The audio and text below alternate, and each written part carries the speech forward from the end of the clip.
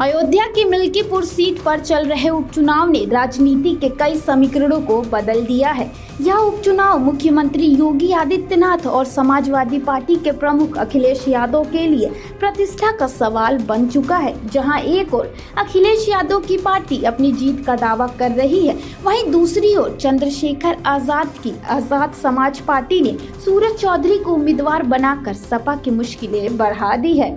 सूरज चौधरी पहले सपा से जुड़े हुए थे और अवधेश प्रसाद के करीबी थे, लेकिन जब उन्हें टिकट नहीं मिला तो उन्होंने सपा से बगावत कर चंद्रशेखर आजाद की पार्टी का हाथ थाम लिया। इसने सपा को एक बड़ा झटका दिया है, क्योंकि सूरज चौधरी का इस इलाके में एक मजबूत समर्थक वर्ग था। चंद्रशेखर आजाद का यह कदम सपा के लिए काफी गंभीर साबित हो सकता है। मिल्कीपुर में वोटरों की जातिगत पहचान अहम भूमिका निभाती है और सपा की जड़ें मुख्य रूप से पासी वोटरों में फैली हुई है। भाजपा ने इसी बिरादरी से चंद्रभानु को टिकट देकर सपा के वोट बैंक को नुकसान पहुंचाने की कोशिश की है। चंद्रभानु का टिकट मिलना भाजपा की रणनीति का हिस्सा है, जो सपा के गढ़ को तोड़ने का प्रयास कर रही है।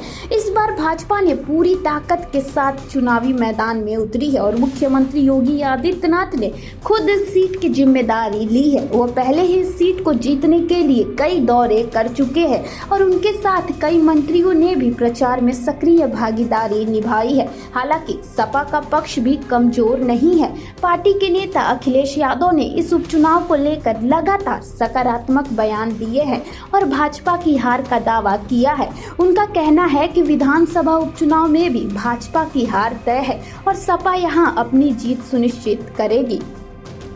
इसके बावजूद चंद्रशेखर आजाद के कदम ने सपा की स्थिति को काफी चुनौतीपूर्ण बना दिया है। वो पहले ही एक बड़ा सम्मेलन आयोजित कर चुके हैं और उनके समर्थक अब सपा के खिलाफ खुलकर खड़े हो गए हैं। मिल्कीपुर उपचुनाव में 17 जनवरी को नामांकन का आखिरी दिन है और 5 फरवरी को वोटिंग होगी।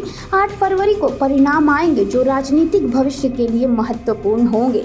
इस उपचुनाव में भाजपा और सपा दोनों के लिए जीत बहुत महत्वपूर्ण है, क्योंकि यह अयोध्या लोकसभा सीट के उपचुनाव में सपा की हार का बदला लेने का एक मौका हो सकता है। भाजपा ने पिछले उपचुनाव में 9 में से 7 सीटों पर जीत हासिल की थी और अब वह मिल्कीपुर में भी सपा को हराने का लक्ष्य लेकर चल रही है।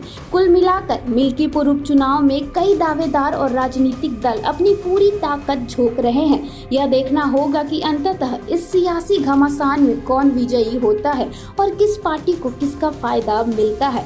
इस खबर पर क्या है आपकी राय, हमें कमेंट करके जरूर बताएं।